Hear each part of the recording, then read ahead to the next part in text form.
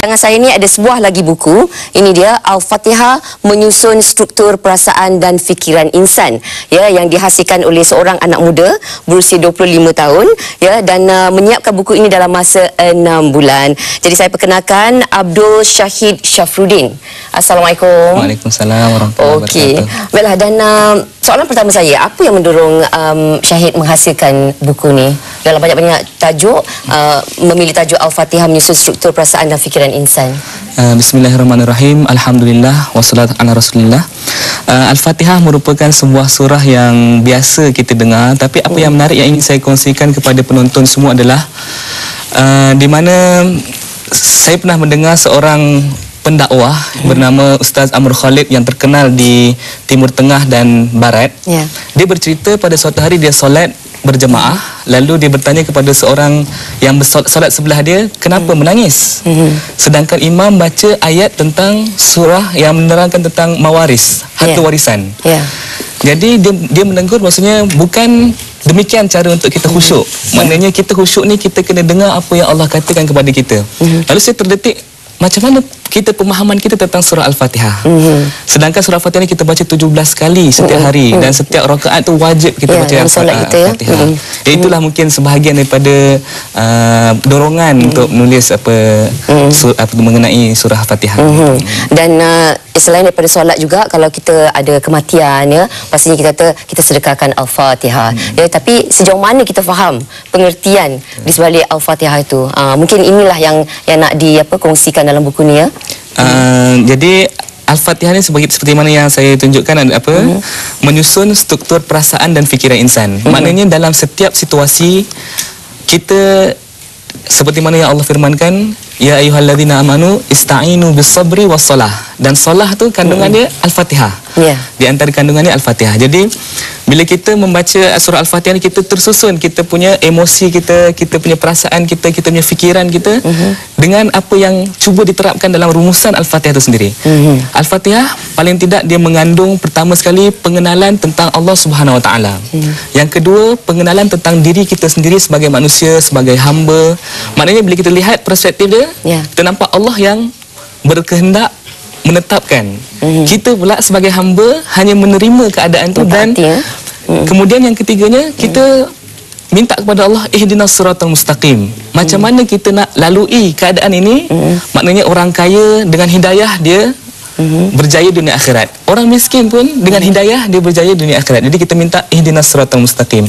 Dan yang terakhir, kita nak, bila kita minta hidayah tu, kita nak sungguh-sungguh. Allah kata alladzina an'amta alaihim. Kita tengok macam mana golongan-golongan yang mendapat rahmat dalam melalui situasi-situasi dalam kehidupan mereka, dan kita bandingkan dengan ghairil maghdubi alaihim waladdallin. Kita tengok pula macam mana golongan-golongan yang bermasalah, yang mendapat murka, yang dimarahi Allah, mengharungi episod yang sama dalam kehidupan mereka.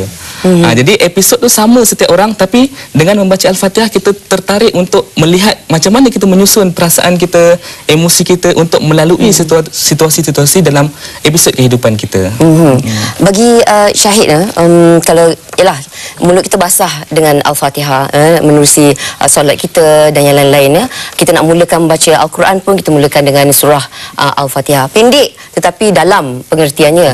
Jadi sejauh mana kita ni menghayati dan betul-betul memahami dan mempraktikkan surah Al-Fatihah itu dalam kehidupan seharian kita?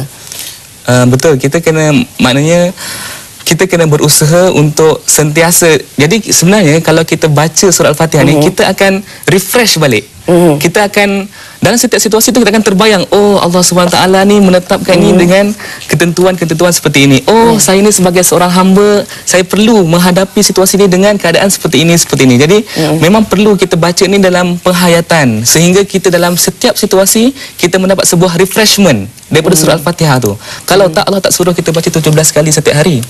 Jadi ada satu sebab kita nak baca Al-Quran secara keseluruhan lama. Tapi kita baca surah Al-Fatihah ni, automatically kita akan terbayang kepada seluruh aspek yang ada dalam Al-Quran tu, insya-Allah. Dan Al-Fatihah itu sendiri pun mengandungi formula, ya, untuk para muslimin dan muslimat. Dia sebagai rumusan. Kalau misalnya kita istilahkan Al-Fatihah sebagai pembuka. Bila kita buka pintu tu, ada ruangan untuk syariat, ada ruangan untuk ibadah, ada ruangan untuk nasihat, dan semua itu dikompil, dirumuskan dalam sebuah surah yang pendek, iaitu surah Al-Fatihah. Ya, sebenarnya buku ini mengandungi beberapa bab. Ya, kalau tak salah ada berapa? 10. Ada 10 bab. 10 bab. Mungkin boleh ceritakan sebab ringkas bab-bab yang diketengahkan tu? Yang pertama kita bahas tentang isti'adzah, iaitu a'udzubillahi minasyaitonirrajim, di mana kita minta perlindungan daripada Allah SWT daripada satu musuh kita yang telah diistiharkan, iaitu syaitan lah, anak keturunan daripada iblis. Kemudian kita bahas tentang bismillah. Kalau isti'azah itu kita minta perlindungan daripada unsur-unsur luaran, bismillah pula kita mengatur kita punya keadaan dalam alam kita. Keyakinan kita kepada Allah, keikhlasan kita. Kemudian kita mulakan dengan alhamdulillah. Alhamdulillah merupakan bagaimana Allah mengajar kita untuk mensyukuri nikmat Allah dengan mengucapkan alhamdulillah. Kita akui Allah sebagai Rabbul Alamin, Tuhan semesta alam. Kemudian Ar-Rahmanir Rahim, yang memiliki nama-nama dan sifat-sifat yang begitu banyak yang kita bahas dalam pelajaran Tauhid.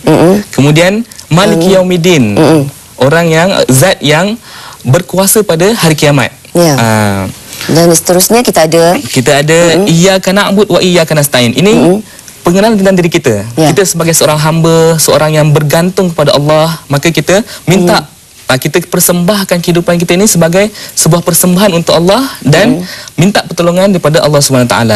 Yang ketujuh, kita ada ihdinas siratal mustaqim. Kita minta Allah tunjukkan jalan yang lurus ni macam mana.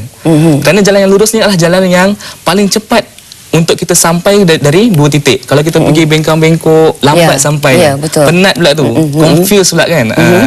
Kemudian yang ke-8, siratal ladzina an'amta alaihim. Ini kita nak jadikan kita punya reference. Kita nak lihat golongan yang mendapat nikmat ni macam mana keadaan dia. Kemudian kita ada ghairil maghdubi alaihim waladdallin, perbandingan. Oh, ini golongan-golongan yang bermasalah yang ini. Dan terakhir Al-Fatihah secara keseluruhan. Itulah di antara bab-bab yang kita bahas dalam buku ini. Okey. Dan setiap hari kita mengungkapnya, ya, tapi mungkin ramai di kalangan kita yang tidak pasti ataupun tidak menghayati pengertian dan zat ataupun formula yang terkandung dalam surah Al-Fatihah ini. Jadi anda boleh dapatkan buku ini, Al-Fatihah menyusun struktur perasaan dan fikiran insan, ya, yang ditulis oleh Abdul Syahid Syafruddin. Anak muda katanya sebahagiannya tulis di Mesir dan sebahagiannya tulis di Malaysia. Okey. Jadi boleh dapatkan di toko-toko buku, ya. Terima kasih banyak kita ucapkan kepada Syahid kerana sudi bersama kita. Kita nak berehat seketika, terus setia bersama kami di MHI.